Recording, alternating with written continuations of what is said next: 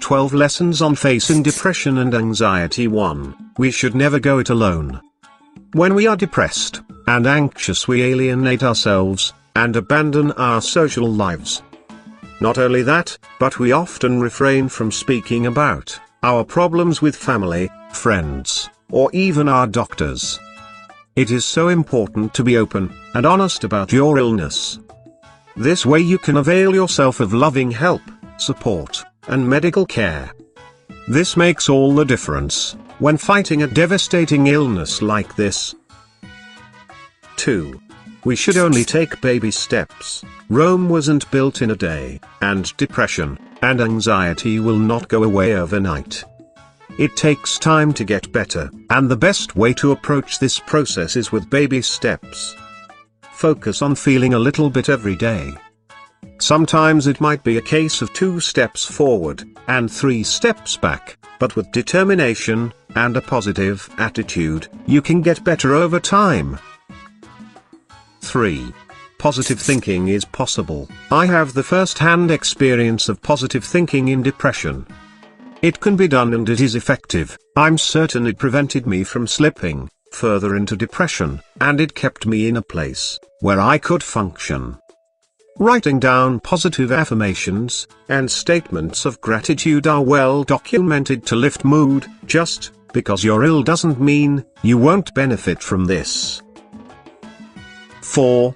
Look forward to a bright future. We are never depressed forever, it just doesn't work that way. Every cloud has a silver lining. Of course, when we are depressed, we don't see the silver lining, it has to be pointed out to us. There is no reason for us to believe that there aren't fantastic experiences and sunny days ahead of us. Keeping that hope alive can save us from severe illness, or help us through it. 5. We can make the most of melancholy. You heard me, it ain't all bad. We can be at our most creative at certain times in depression. Some of my best drawings were done when I was deeply grieving. Many poets, artists, and writers produce fine work when they are depressed. Working with music in the background can help to get the creative juices flowing. 6. Be before others. When depressed and anxious, we tend to think too much about our own problems. When we let this go and look outside of ourselves, we see that others have needs too. It becomes clear to us that we can help other people and not spend all of our time focusing on our own problems.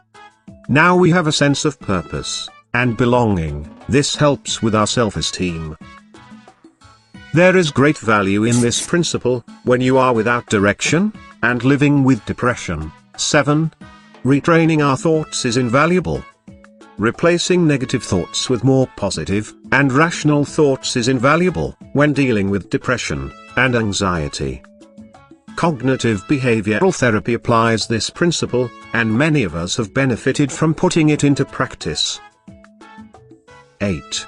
Detach from your illness. For people with depression and anxiety, frequent negative thoughts and feelings are experienced, but we should bear in mind that they are only thoughts and feelings, symptoms of the illness. They are not who we are. We are the person that is literally carrying around these thoughts and feelings. If we can remember who we were before we became ill, we can detach from the feelings and try to ignore the thoughts. 9. Don't react to your thoughts and feelings. We have little control over the endless flow of negativity that enters our mind all day when we are ill. In CBT, we learn to stop these thoughts and introduce better ones.